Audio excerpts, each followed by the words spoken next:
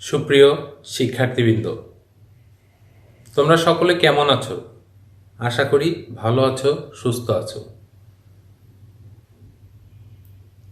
নবম শ্রেণীর বিজ্ঞান বিষয়ের ক্লাসে সকলকে জামতল ধোপাকান্দি পাইলট বালিকা উচ্চ বিদ্যালয়ের পক্ষ থেকে স্বাগত জানাচ্ছি। আমি উজ্জ্বল কুমার চক্রবর্তী, সহকারী শিক্ষক, জামতল ধোপাকান্দি পাইলট বালিকা উচ্চ বিদ্যালয়, কামারখন, সিরাজগঞ্জ। প্রিয় শিক্ষার্থী, আমরা গত ক্লাসে অষ্টম অধ্যায় থেকে বিজ্ঞান বিষয়ের অষ্টম অধ্যায় থেকে মাটির গঠন নিয়ে আলোচনা করেছিলাম।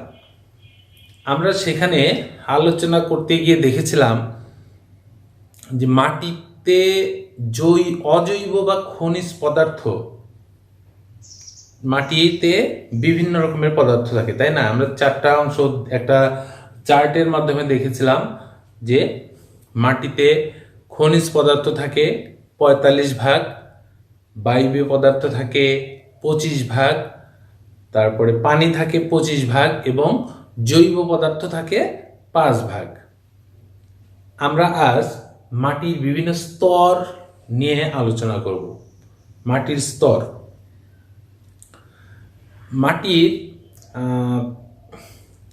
মাটির স্তর যদি আমরা মাটির উলম্ব একটা গঠন দেখতে পাই, তাহলে আমরা সেখানে মাটির চারটি স্তর দেখতে পাবো। আমরা একটু চিত্রটা একটু আঁকে নিই। আমাদের আজকে পাঠের বিষয় হচ্ছে মাটির বিভিন্ন স্তর। মাটির বিভিন্ন স্তর।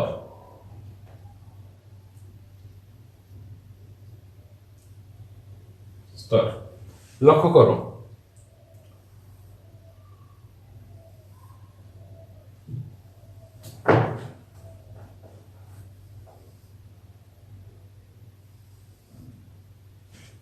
আমরা জানি যে উদ্ভিদ মাটির উপরের স্তরেই জন্মে, তাই না? এখানে বিভিন্ন ধরনের উদ্ভিদ আছে, বিভিন্ন ধরনের উদ্ভিদ এখানে জন্মে।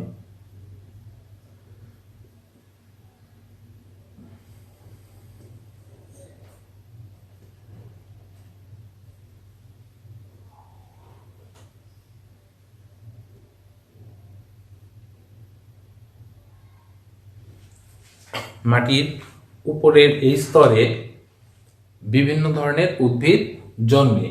এই স্তরের মাটির কণাগুলো থাকে সূক্ষ্ম সূক্ষ্ম। এরকম ভাবে আমরা যদি মাটিকে ভালোভাবে নিয়ে অণুবীক্ষণ যন্ত্রের নিচে ভালো লক্ষ্য করি, উপরের স্তরে যে মাটির কণাগুলো থাকবে এরকম সূক্ষ্ম কণা, আমরা সূক্ষ্ম কণা দেখতে পাবো।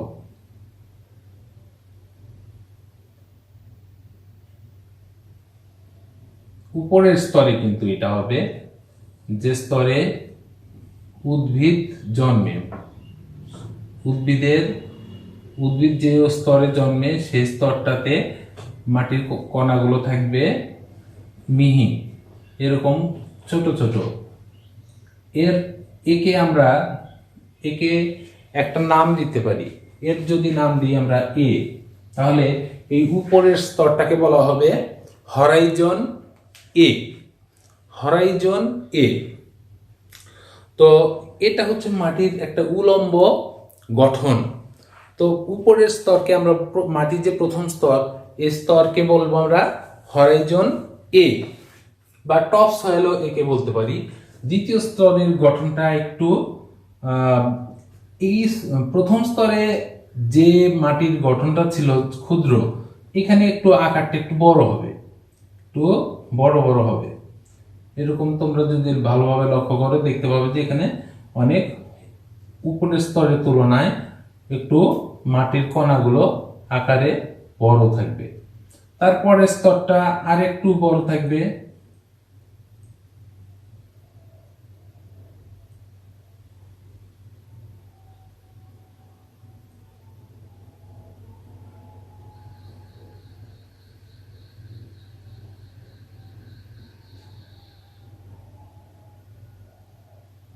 স্তর, এই স্তরের মাটিগুলো তৃতীয় স্তর একটু বড়, আর শেষ স্তর বা চতুর্থ স্তরে গিয়ে আমরা দেখতে পাবো এখানে বড় বড় পাথর আছে।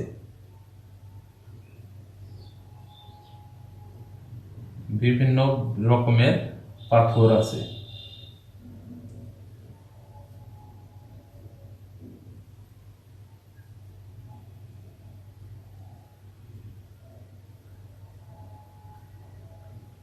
এরকম বড় বড় পাথর আমরা সেখানে দেখতে পাবো। সবাই কি ভালোভাবে দেখতেছ? সবাই ভালোভাবে লক্ষ্য করো। এরকম বড় পাথর। এই স্তরটাকে আমরা নাম দিব হরাইজন বি, এটাকে নাম দিব হরাইজন সি, এবং এই স্তরটাকে নাম দিব হরাইজন ডি। তাহলে মাটির প্রথম যে স্তর, সেই প্রথম স্তরকে আমরা বলবো কি হরাইজন এ বা টপ সয়েল। এই স্তরে কি হয়, উদ্ভিদ এবং প্রাণী যেগুলো মারা যায় সেগুলো কি থাকে এই মাটিতেই, মাটির সাথে পচতে শুরু করে, এই মাটিতেই পচতে শুরু করে, এবং উৎপাদিত যে পদার্থগুলো থাকে, পচার ফলে যে পদার্থ কিংবা যে কোনো ধরনের আমরা ফসল ফলাচ্ছি, তার সেই উদ্ভিদের পাতা, ফল, এগুলো পচে মাটির সাথে মিশে যাচ্ছে, তাই না? এই পদার্থ, বিশেষ করে হিউমাস অন্যান্য জৈব পদার্থ এই স্তরে কিন্তু থাকে। কারণ কি, আমরা জানি যে হিউমাস তৈরি হয় কিভাবে।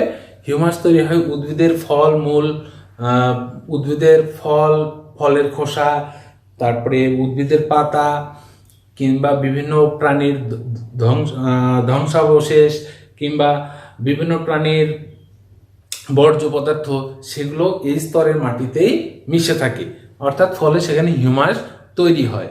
অর্থাৎ আমরা বলতে পারবো কি এই স্তরে হিউমাস থাকে। স্তরে সাধারণত খনিজ পদার্থ থাকে না।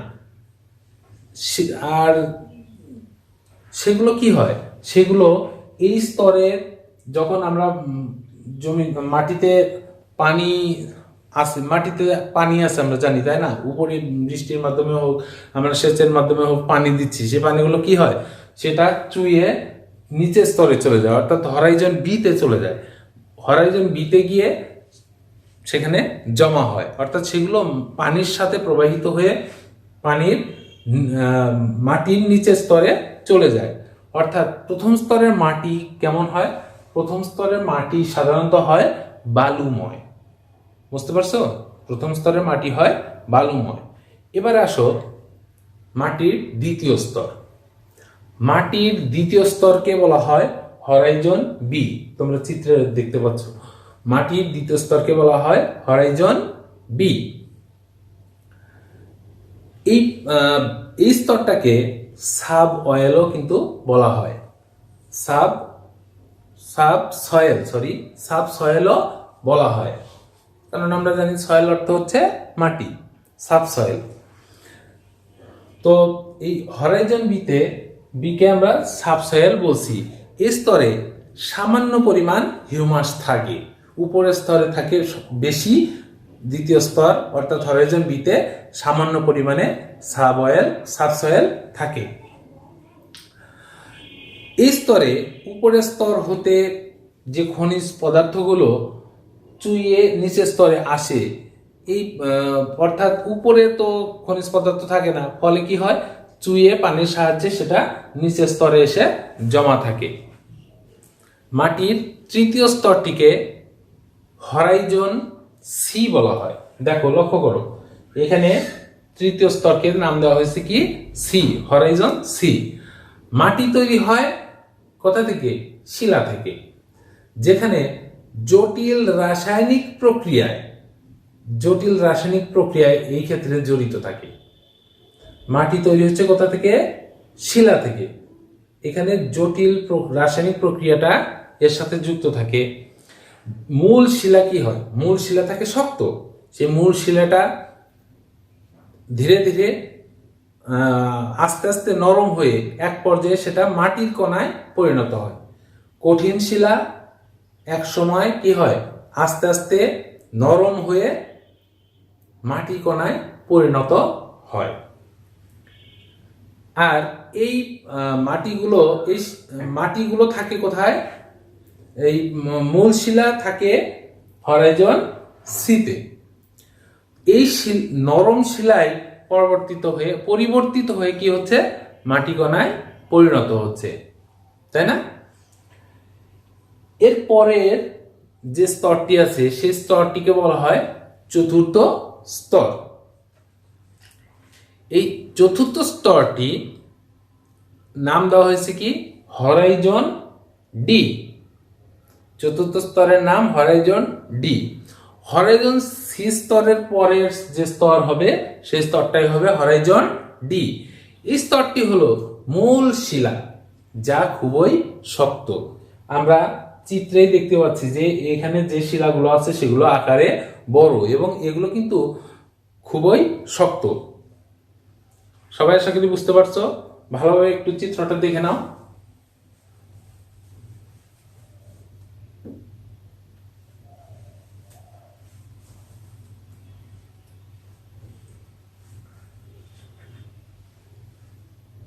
কি সকলে দেখেছো ভালোভাবে?